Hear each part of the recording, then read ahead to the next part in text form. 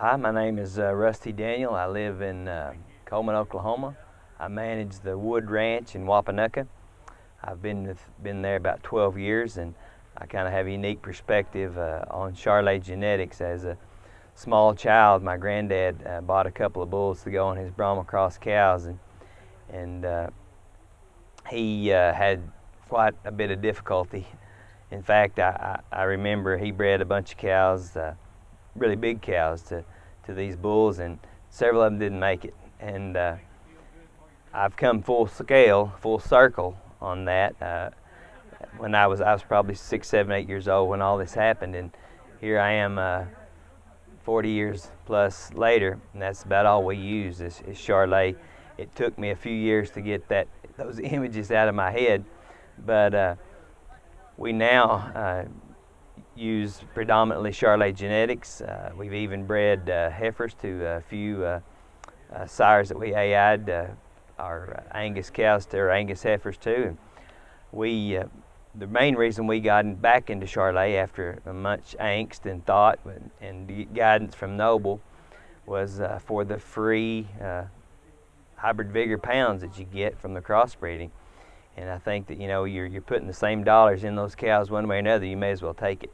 It's a free lunch. There's not very many in life, and we need to take it. And we've been able to maintain the same cow herd using just a little bit different genetics, and we've fed them. We've had good results with feeding them. That's the main reason we fed them, to make sure we were doing the right thing and pointed in the right direction. We have, I guess, 14, 15 Charolais bulls on the place at all time. They're very easily handling. If they're not, we don't keep them very long, but we don't have hardly any trouble over the years. I can't remember of maybe 1 or 2 that we culled for because they were a little bit aggressive or hard to handle. They're very easily handled cattle. Probably less than 1% of the progeny they're easily weaned. Of course, they're going to go through their balling phase, but they're not roguish or bronky. They're really easy handling and easy to put flesh on them after we wean them.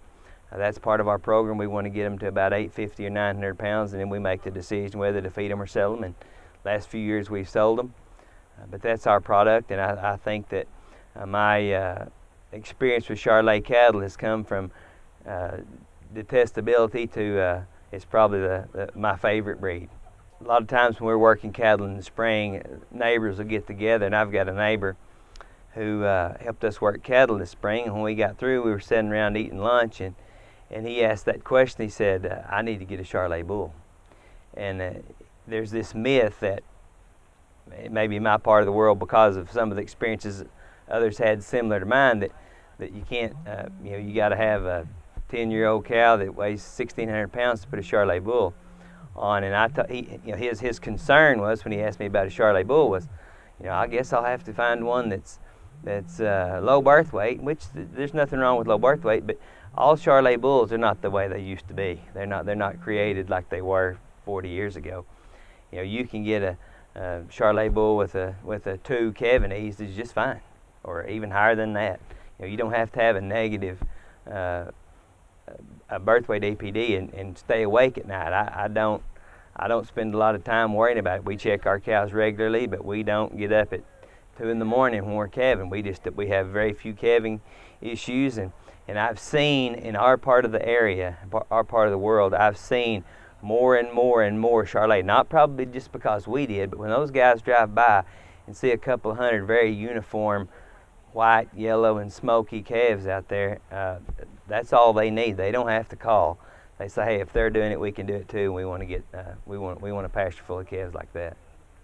You run into people all the time that have the feed truck backing up to a creep feeder, or loading sacks of feed into the back of the pickup to go put out there in the creep feeder. All you've got to do to take the place of that creep feed is to buy the right kind of bull. You buy, and we look for bulls in the upper EPDs for yearling weight, weaning weight, and they'll take the place of that creep feed on the exact same inputs.